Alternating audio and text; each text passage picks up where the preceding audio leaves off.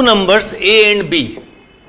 Two numbers A and B are chosen at random from the set of first 30 natural number.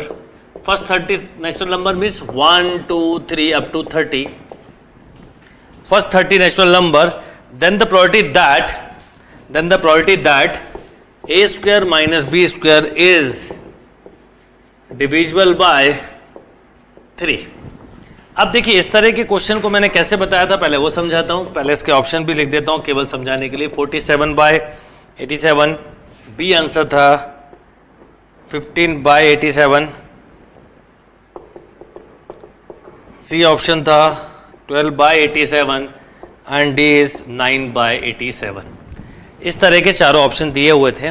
अब जरा इन options को हम देखें समझें तो एक चीज समझिएगा. सबसे पहले A and B two numbers ले लें. आपको याद होगा कि जब भी डिविजिबल बाय 3 बोले तो नंबर का सम चेक किया जाता है और ए स्क्वायर माइनस बी स्क्वायर है यहाँ पर, तो आपको नंबर ऐसे लेने थे लाइक 1, 2, 3 ऐसा बना लीजिए, 4, 5, 6 अप टू 10, 20 एंड 30. अब देखिए क्या होता है, अगर आप वो दो नंबर इनमें से कोई भी ले लेंगे, अगर वो दो नंबर इनमें से कोई भी ले लेंगे तो ऑब्वियसली डिविजिबल बाय 3 ही होगा.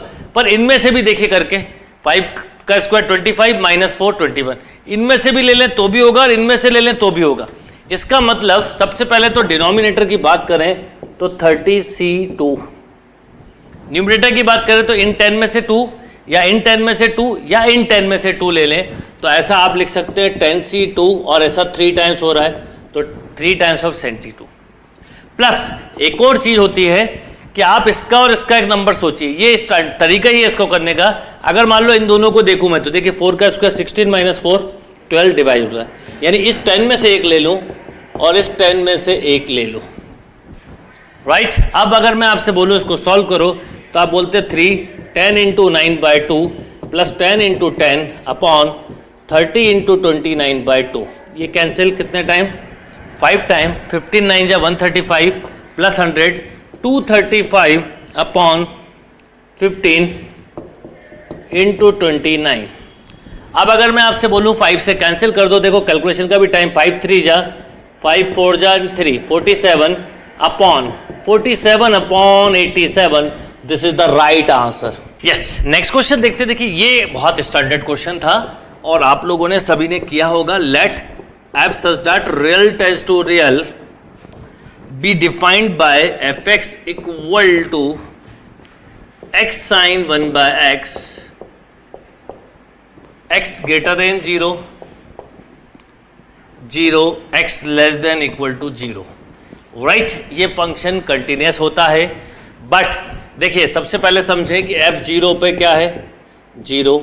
f 0 माइनस एच पे भी क्या है, अगर 0 माइनस एच देखें तो भी 0. f 0 प्लस h पर क्या है, तो आप ऐसा लिखते हैं h into sine 1 by H. And remember यहाँ पर जब आप वैल्यू रखते हैं तो साइन 1/0 ये इन्फिनिटी नहीं होता, ये -1 से +1 में ऑक्सीलेट करता है और h की जगह 0 रख देते हैं तो ओवरऑल रिजल्ट 0. तो कंटिन्यूस तो होता है बट ये डिफरेंशिएबल नहीं होता. बिकॉज जब डिफरेंशियबिलिटी की बात आती है तो आपको लेफ्ट हैंड डेरिवेटिव और राइट हैंड डेरिवेटिव देखना होता है, उसमें ये इंडिटरमिनेंट फॉर्म मिल जाती है. तो इसका करेक्ट आंसर होगा f is continuous but not differentiable at x equal to 0, यानी 0 पे ये डिफरेंशिएबल नहीं है. कंटिन्यूस है बट डिफरेंशिएबल नहीं है. राइट.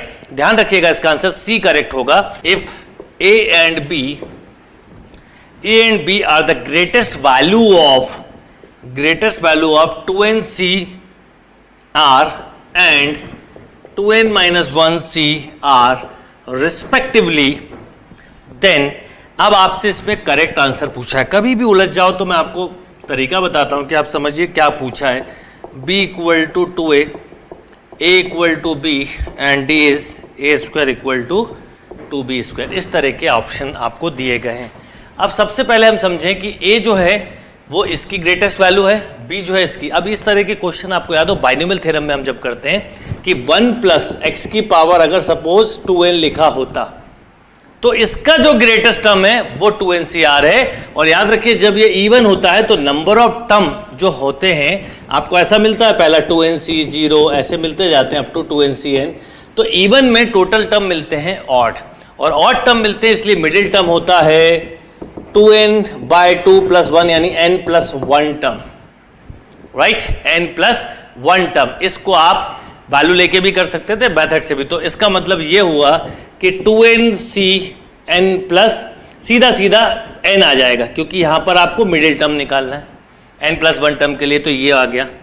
अब सिमिलरली यहां पर आपको मिलेंगे 2n-1। इसका मतलब 2n-1 का मतलब होता है कि आपको एक्सपांशन में इवन टर्म मिलेंगे।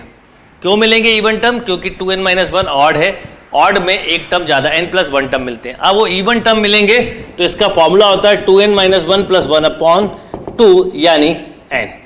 तो इसका मतलब ये होगा 2n-1 n-1 और 2n-1 n+1, कोई भी एक यूज कर सकते हो, क्योंकि मिडिल टर्म का फॉर्मूला होता है 2n-1 + 3/2 भी होता है।